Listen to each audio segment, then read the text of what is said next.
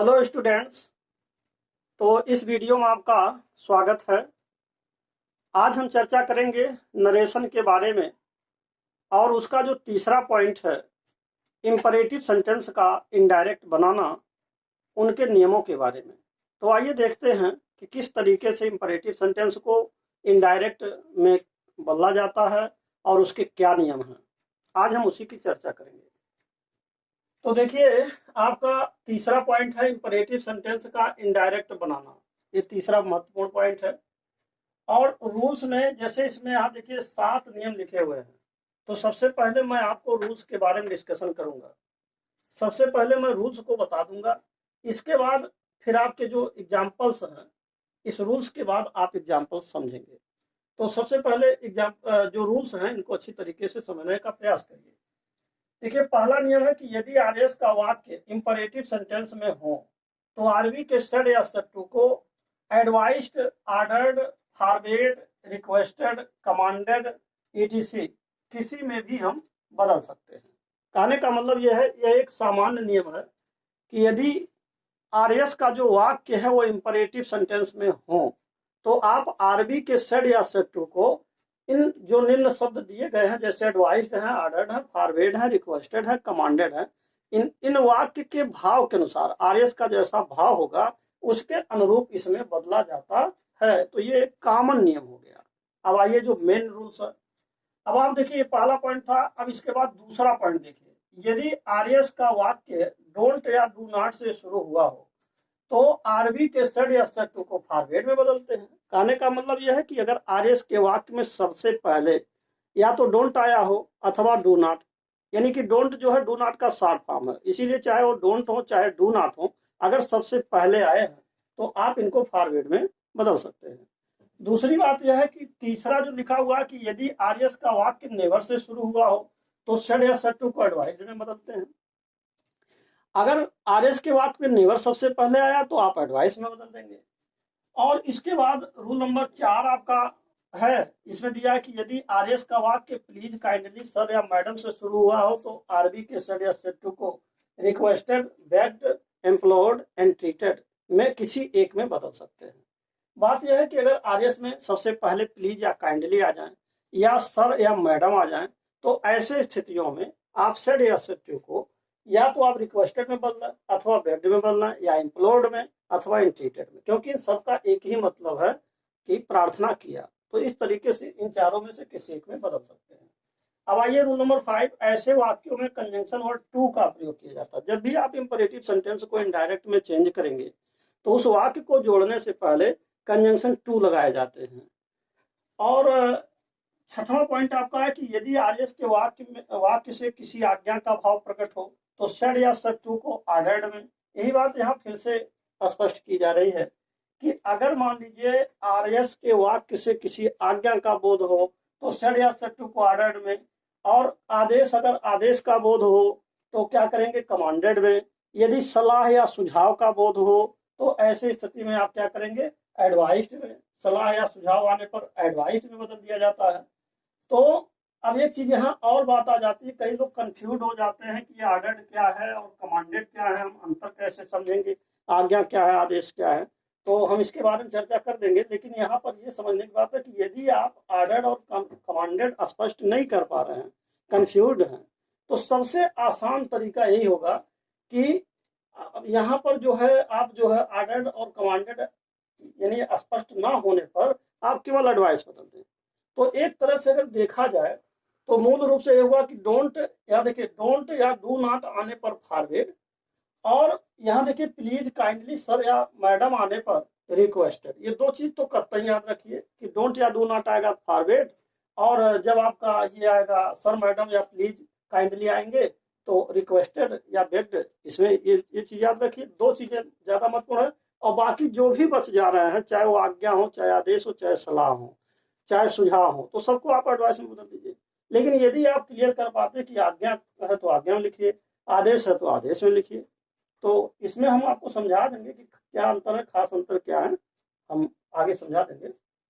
लेकिन आपके लिए उचित यही है कि यदि आप स्पष्ट नहीं कर पाते तो केवल एडवाइस में बदल दीजिए। अब रूल नंबर 7, एक पॉइंट यहाँ और आता है रूल नंबर 7 में कि यदि आर्यस के वाक्य में इफ वाले वाक्य से किसी सलाह का भाव प्रकट हो तो आर्यस के वाक्य में शुड का प्रयोग किया जाता है। कहने का मतलब यह है कि अगर मान लीजिए आर्यस का वाक्य कोई कंडीशनल सेंटेंस है, कई बार ऐसा होता है कि कंडीशनल सेंटेंस में किसी सलाह या सुझाव का भाव आ जाता है, तो अगर सलाह या सुझाव का भाव आता है आर्यस के वाक्य में और वो कंडीशनल सेंटेंस है, तो ऐसी स्थिति में आप उस वाक्य में सहायक क्रिया शुड का प्रयोग इनडायरेक्ट बदलते समय सहायक क्रिया शुड का प्रयोग अच्छा माना जाता है, तो आपको वहां शुड का प्रयोग करना चाहिए।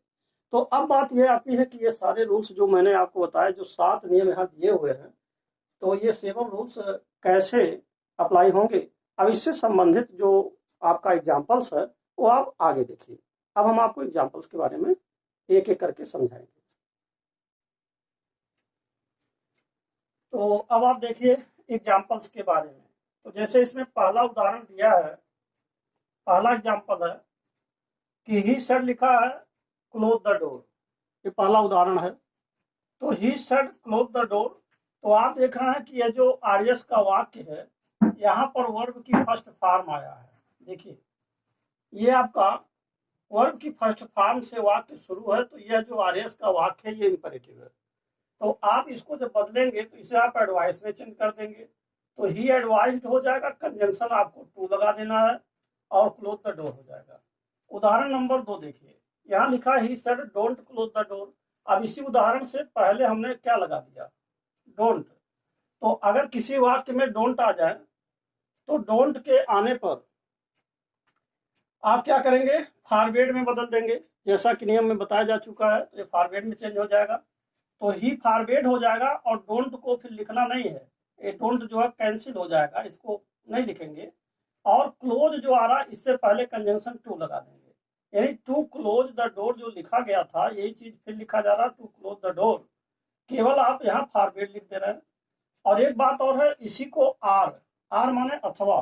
दूसरा उदाहरण देखिए, ही एडवाइज्ड, अगर ये डोंट है ये नेगेटिव सेंटेंस है, तो नेगेटिव सेंटेंस के आने पर आप अगर चाहें तो कंजंक्शन टू से पहले नॉट भी लगा सकते हैं, लेकिन ऐसे स्थिति में तब आपको फॉरवर्ड नहीं लगाना है, नहीं तो अर्थ चेंज हो जाएगा।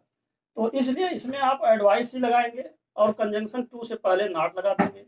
अब देखिए दोनों का अर्थ समान है, जैसे ही forward to close the door, तो यहाँ फॉरवर्ड जो है फॉरबिड का सेकंड फॉर्म है।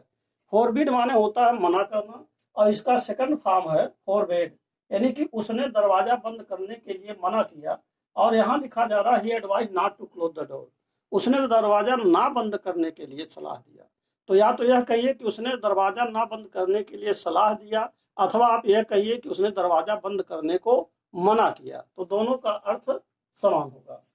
उदाहरण नंबर 3 देखिए, my mother said to me never tell a lie. जब आप नेवर आ जाए, अगर आर्यस के वाक्य में नेवर आ जाता है तो आप एडवाइस में चेंज कर देते हैं। तो यहाँ देखिए एडवाइस बदल गया, माई मदर एडवाइज्ड मी हो जाएगा और नेवर को उतार देंगे, फिर कंजंक्शन आपका टू लग जाएगा। और चौथा उदाहरण आप देखिए, he said please help me, जहां पर किसी भी वाक्य में अगर प्लीज आता है, अगर मान लीजिए काइंडली आता है, सर या मैडम आते हैं, तो आप उसको आरबी का जो सर या सर टू है आप उसे रिक्वेस्टेड में बदल सकते हैं। तो ये हो जाएगा ही रिक्वेस्टेड और कंजंक्शन आप टू लगा देंगे, और इसके बाद हेल्प यहाँ उतर जाएगा, और जो मी आ रहा है वो ही के अनुसार, यहाँ जो मी आ रहा है ही के अनुसार इसका ऑब्जेक्ट हिम आपको यहाँ पर लिख देना है। अब उदाहरण नंबर 5 है, इसमें भी बताया गया था कि अगर आदेश के वाक्य में कोई कंडीशनल सेंटेंस हो और ऐसे कंडीशनल सेंटेंस से किसी सलाह का बोध हो, तो ऐसे स्थिति में हम इसमें सहायक क्रिया शुड का प्रयोग कर देते हैं। तो यहाँ देखिए शुड लगाया गया कैसे, माई फादर सेड, मेरे पिताजी ने कहा, if you are weak in the study, अगर तुम अध्ययन में कमजोर हो तो work hard day and night, तो तुमको दिन और रात मेहनत करना चाहिए, यानी दिन और रात मेहनत करो। तो ऐसे स्थिति में आप इसमें सलाह देख रहे हैं कि सलाह है, सुझाव है। तो my father said that if I was weak in the study, मेरे पिताजी ने कहा कि अगर मैं अध्ययन में कमजोर हूँ तो I should work day and night, तो मुझे दिन और रात मेहनत करनी चाहिए।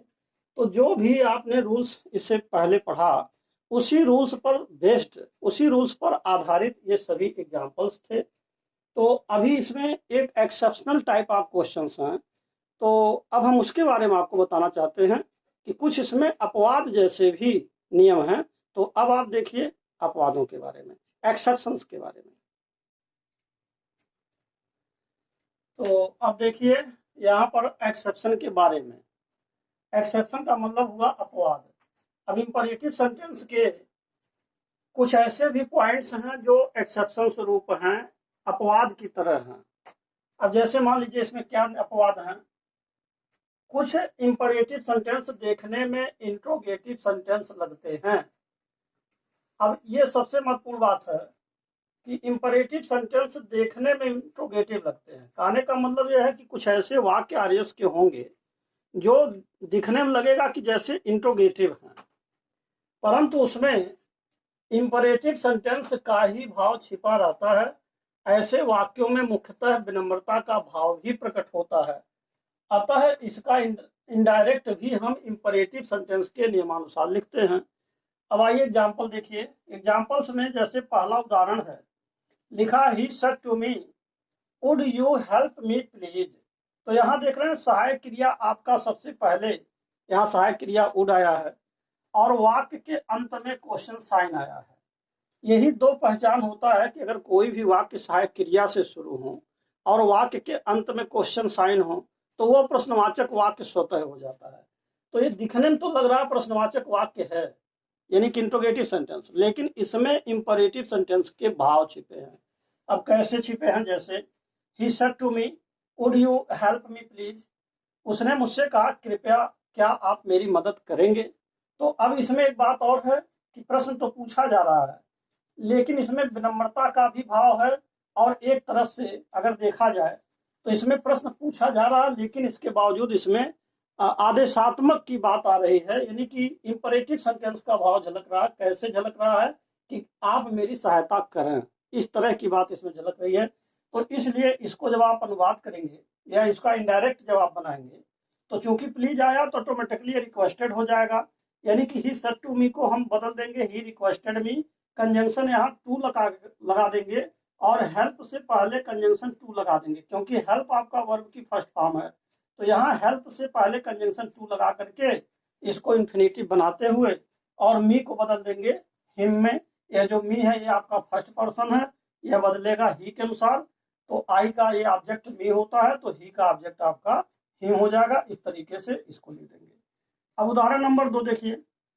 अब इसमें एक चीज ध्यान देना कि इसको लिखना है इंपरेटिव सेंटेंस के नियमानुसार, अर्थात कंजंक्शन इसमें टू ही लगाना है। लेकिन अब इसमें थोड़ा सा जो आरवी है इसका रिपोर्टिंग वर्ब है उसको उसके भाव के अनुसार हमको चेंज करना होता है। यही इतना इसमें सबसे बड़ी खासियत ये कि इसमें रिपोर्टिंग वर्ब जो होता है आरवी जो होता है वो बदलता है।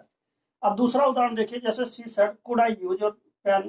तो इसमें भी कहा जा रहा है, उसने कहा कि क्या मैं आपका कलम प्रयोग कर सकती हूँ। तो इसमें भी प्रार्थना छिपा हुआ है। तो ऐसे स्थिति में इसको भी हम रिक्वेस्टेड में चेंज कर देंगे तो सी रिक्वेस्टेड हो जाएगा। और यहाँ देखिए कंजंक्शन टू लग गया और यूज वर्ब की फर्स्ट फॉर्म है, इससे पहले इन्फिनेटिव बनाते हुए इसको लिख दिया गया। और उदाहरण नंबर 3 देखिए, my friend said to me would you like to go to cinema. अब इसमें क्या हो रहा है कि मेरे मित्र ने मुझसे कहा क्या आप सिनेमा चलोगे। तो इसमें एक तरह से ऑफर कर रहा हूँ हमको, एक तरह से प्रस्ताव दे रहा है। तो माई फ्रेंड हो जाएगा, यहाँ पर माई फ्रेंड हो जाएगा offered me to go to cinema. यानी यहाँ पर भी वही बात हुई कि यहाँ इसको ऑफर में बदल दिया गया और जो कंजंक्शन टू है ये वर्ब की फर्स्ट फॉर्म से पहले लगा दिया गया। तो ये था आपका जो एक्सेप्शनल टाइप के रूल्स हैं या एक्सेप्शन आप कह सकते हैं इसके बारे में। अब एक बात और भी है इसमें, एक पॉइंट यहाँ नोट है, जैसा कि मैंने पीछे आपको बताया था कि आज्ञा यानी कि आर्डर, यानी आरबी का जो सेड या सेड टू है इसको हम आर्डर में कब बदलते हैं और कैसे बदलते हैं, तो उसका क्या जो है पहचान है, उसी से संबंधित ये नोट यहाँ पर दिया जा रहा है। जैसे अगर डायरेक्ट नरेशन में टीचर्स, पेरेंट्स, किंग्स, जजेज, मास्टर्स आदि आए हों तो इनडायरेक्ट में बदलते समय सेड या सेड टू को आर्डर्ड में बदल दिया जाता है। यही चीज आपको विशेष रूप से ध्यान देना है कि अगर टीचर्स हैं, पेरेंट्स हैं, किंग्स हैं, जजेज हैं, मास्टर्स हैं, ऐसे कुछ लोग हैं कि अगर ये दिख जाएं कहीं भी डायरेक्ट नरेशन में तो निश्चित रूप से यह किसमें चेंज हो जाएगा, यह आपका आर्डर्ड में बदल जाएगा। तो यही था आपका इंपरेटिव सेंटेंस के बारे में। अब इंपरेटिव सेंटेंस मुझे आशा है कि आपको अच्छी तरीके से समझ में आ गया होगा। और इसके साथ ही साथ अब ये वीडियो यहीं पर समाप्त होता है। और अंत में मैं आपसे यही कहूँगा कि यदि आप मेरे चैनल पर पहली बार हैं तो कृपया मेरे चैनल को सब्सक्राइब अवश्य कर दें, साथ ही साथ बेल आइकन भी प्रेस कर दें, जिससे कि जो भी नए नए वीडियोज नरेशन से संबंधित जो मैं बना रहा हूँ उसका नोटिफिकेशन आप तक पहले पहुँच सके और आप उसका समुचित लाभ भी उठा सकें। And finally thanks for watching this video.